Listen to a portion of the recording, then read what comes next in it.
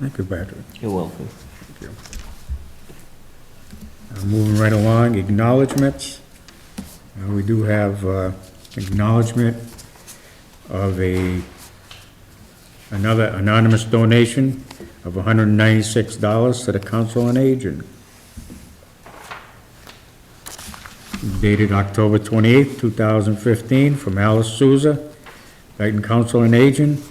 A $196 donation was made to the Council on Aging was deposited. Town accountant and the town treasurer have been notified. I will entertain a motion to acknowledge this $196 donation to the Council on Aging. I second the motion. Motion's been made and seconded. Any other discussion? If none being, all those in favor say aye. Aye. Opposed? Guys have it. Passes. Do we have any public input tonight?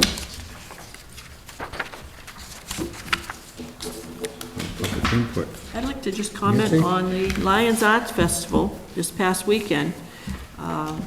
It was very well attended. It was crowded.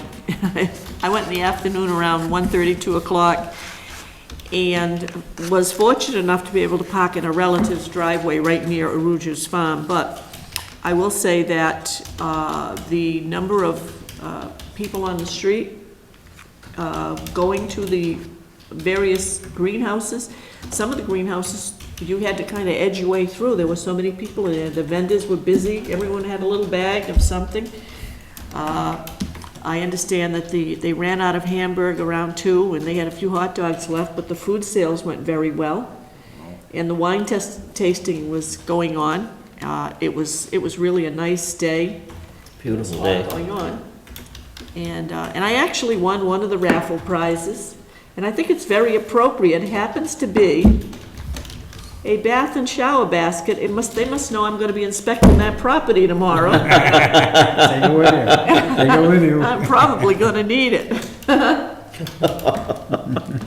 Yeah. They're laughing because they've already inspected it, and they're waiting for me to go and come back and tell them. I had the privilege of opening the door down there so that they could remove their effects. And all I can say is I don't think I'll miss the privilege of going inside. Or putting on your biohazard garments. These unfortunate things do happen. As you can see, Patrick and I are back again this week, so we did successfully walk the Broad Cove Nature Trail last Saturday with Mr. Frenette and Jonathan Gray and his father, and Mr. Mello, the owner, and Joe Rhimes, and Anton Roderick Sr. So we had a good contingent of people looking at we walked all the way to the point and discussed various areas along the way. And the weather was nice. It was a nice day. And then after that, I stopped by the library to pick up books. And I did get to meet and say hello to Representative Joseph Kennedy, who had stopped in with some of his aides. And there was a line of people waiting to meet with him. So I did get to meet with him, and he asked me about things in town, and I told him we had appointed some members to the Industrial and Development Committee. And I said to him, one of the things we've talked about in town is the fact that we don't have an interstate highway, so it affects transportation of goods. But I said to him, I would like to see Dayton get the kind of deal that Worcester just got from UMass Memorial Healthcare Systems, in that they are going to build a large building. Over $20 million for that project is coming from the Carpenters Local in New England. The City of Worcester is putting money into it, and there is grant money. This building will house over 500 new jobs that deal with data processing. Now that's something, if we could get it, we don't have to worry about interstate highways, because we have access from all directions for people who could come there.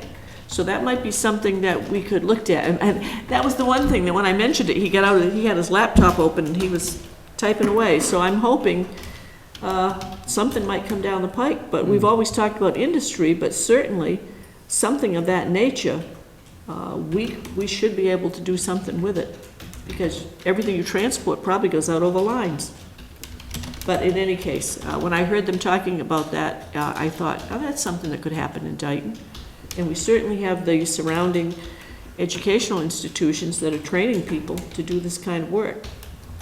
Even our schools teach students how to do that. So maybe that's a potential down the road.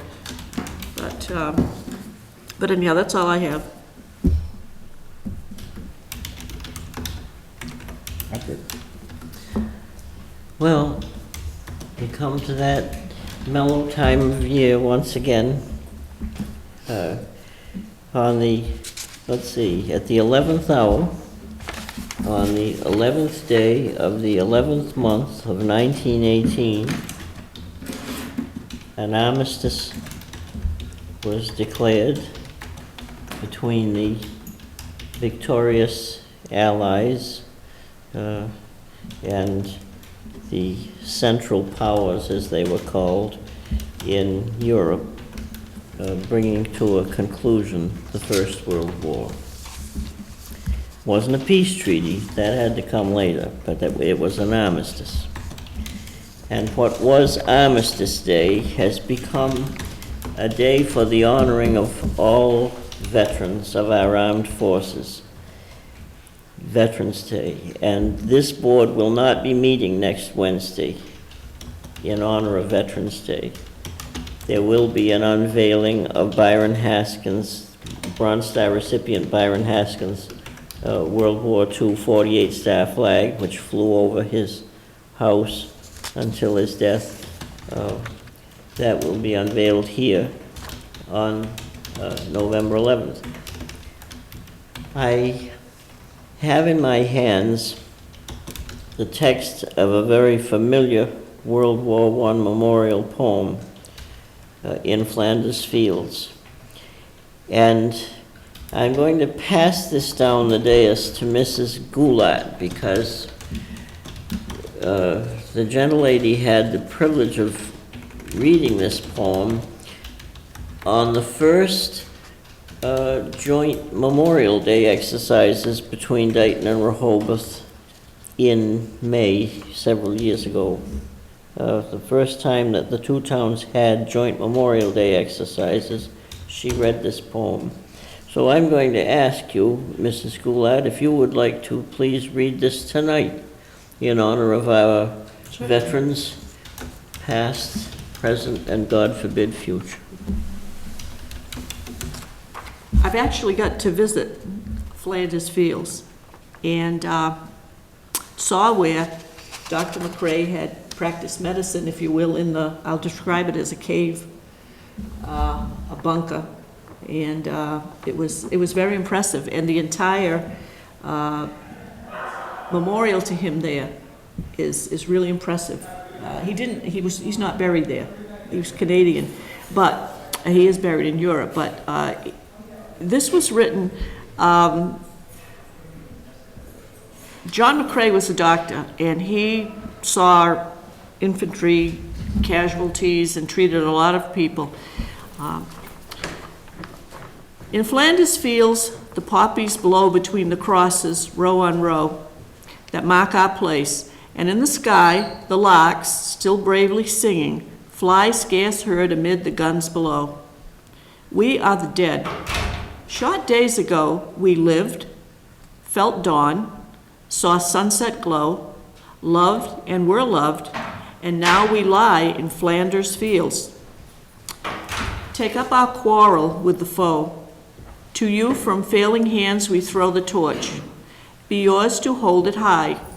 If ye break faith with us who die, we shall not sleep, though poppies grow in Flanders Fields. Thank you. Thank you. You're welcome. I move to adjourn. Second. Motion's been made and seconded. Any other discussion?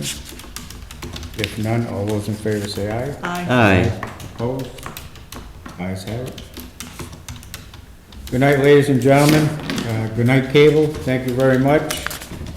And we will see you in 2 weeks. Good night, all.